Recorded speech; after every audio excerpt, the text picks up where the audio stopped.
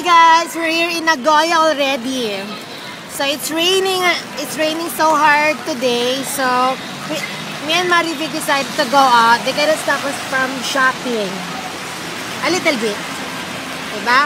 Now we're going to our favorite shopping store, which is no other than Don Quijote over there.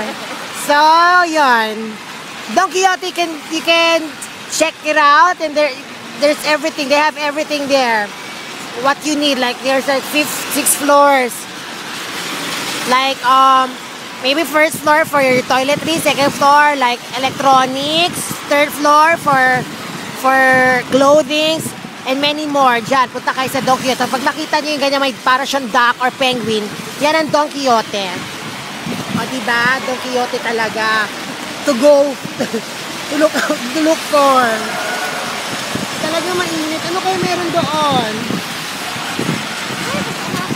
Yeah, ang ulan.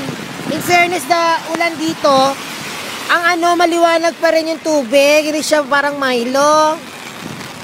Diba? It's raining really hard. Wala kaming choice. Eh, nakapayong kami. Like that. Cosmo. Okay. We're gonna cross the street now. This is Nagoya, guys. Ramen? Ano ba? Yamcha? I think we're gonna go to Yamcha later.